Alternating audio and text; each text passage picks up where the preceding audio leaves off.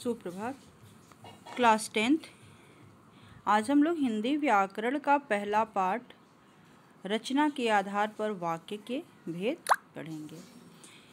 इसको हम लोग पहले भी थोड़ा पढ़ चुके हैं, लेकिन आज फिर इसको जैसे सारे बच्चे नहीं पढ़े हैं, इसलिए हम लोग एक बार इसको रिपीट करेंगे।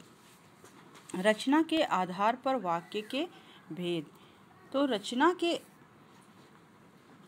वाक्य के भेद रचना के आधार पर, उत्पत्ति के आधार पर, अर्थ के आधार पर होते हैं ना, कई तरह के। जैसे कि आप लोग 9th में पढ़े कि अर्थ के आधार पर वाक्य के भेद। लेकिन अभी हमें क्या पढ़ना है कि रचना के आधार, रचना यानी कि बनावट के आधार पर वाक्य के भेद। अब सबसे पहले तो प्रश्न उठता है कि वाक्य किसे कहते हैं।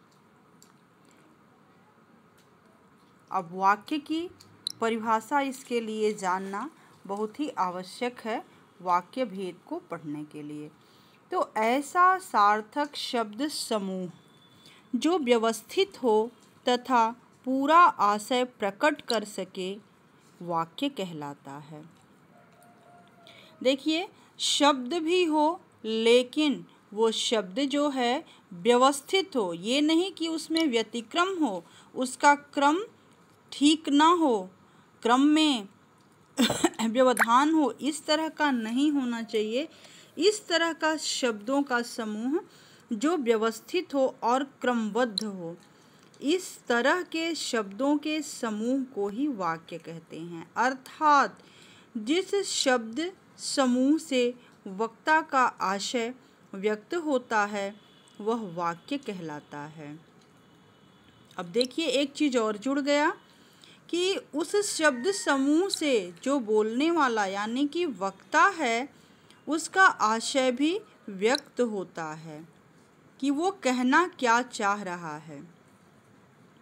जैसे राम ने धर्म की स्थापना की, यह शब्द समूह जो है सार्थक है कि राम ने धर्म की स्थापना की। व्याकरण के नियमों के अनुसार यह वाक्य जो है व्यवस्थित भी है तथा पूरा आशय भी प्रकट कर रहा है। अतः यह जो है एक वाक्य है।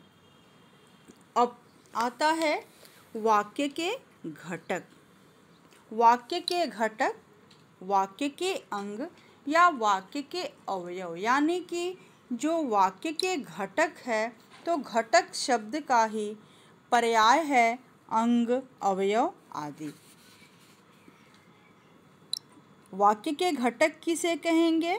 तो जिन अवयवों को मिलाकर वाक्य की रचना होती है उन्हें वाक्य के अंग या घटक कहते हैं। वाक्य के मूल एवं अनिवार्य घटक हैं कर्ता एवं क्रिया। इसके बिना वाक्य की रचना संभव नहीं है। जैसा कि आप लोगों ने ऊपर के उदाहरण में देखा कि राम ने धर्म की स्थापना की। अब देखिए, राम जो हैं कर्ता हैं और स्थापना मतलब क्रिया है, किसी चीज़ को स्थापित करना। तो राम ने धर्म की स्थापना की, इस वाक्य में आपको कर्ता भी दिखाई दे रहा है और क्रिया भी दिखाई दे रहा है। इससे ये पता चलता है कि बिना कर्ता और क्रिया के वाक्य की रचना नहीं हो सकती है। सबसे संक्षिप्त वाक्य इस प्रकार का हो सकता है। सबसे संक्षिप्त वाक्य यानी कि छोटा से छोटा वाक्य, जैसे सीता मिली। अब देखिए, सीता जो है वही कर्ता है और उसका मिलना जो है क्रिया है। फिर है गीता गाएगी। गीता जो है कर्ता और गाना एक क्रिया है। फिर है तुम जाओ। तुम यानी कि किसी संज्ञा की जगह पे प्रयोग हो रहा है। तो तुम जाओ, तुम जो है कर्ता और जाना जो है क्रिया। वाक्यों में एक कर्ता है तथा एक क्रिया। इनकी सहायता से वाक्य रचना संभव है। अतः कर्ता और क्रिया वाक्य के अनिवार्य घटक हैं, ऐच्छिक नहीं, अनिवार्य घटक हैं। इनके अतिरिक्त वाक्य के अन्य घटक भी हो सकते हैं, जैसे विशेषण, क्रिया विशेषण, कारक, वचन, लिंग, ये सब हो सकते हैं। लेकिन दो जो हैं अनिवार्य घटक हैं, एक कर्ता और दूसरा क्रिया। अब देखिए, विशेषण, क्रिया विशेषण, कारक, वचन, लिंग, संबंध बोधक, समुच्चय बोधक, ये सब जो हैं वाक्य में, इन्हें ऐच्छिक घटक कहते हैं। लेकिन कर्ता और क्रिया को अनिवार्य घटक कहते हैं। वाक्य के घटक दो होते हैं, एक उद्देश्य और दूसरा विधेय। कर्ता और क्रिया पक्ष के अनुसार वाक्य के दो पक्ष होते हैं, उद्देश्य और विधेय।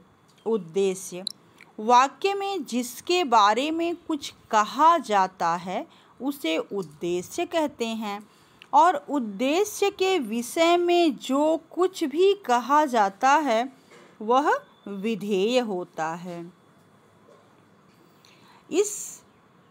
जैसे एक वाक्य है, इस कक्षा का सर्वश्रेष्ठ धावक धर्मेंद्र प्रतियोगिता में भाग लेगा। इस वाक्य में उद्देश्य है, इस कक्षा का सर्वश्रेष्ठ धावक धर्मेंद्र, और प्रतियोगिता में भाग लेना यह जो है विधेय है। अब जो आगे का अंश है हम लोग अगली क्लास में पढ़ेंगे। धन्यवाद।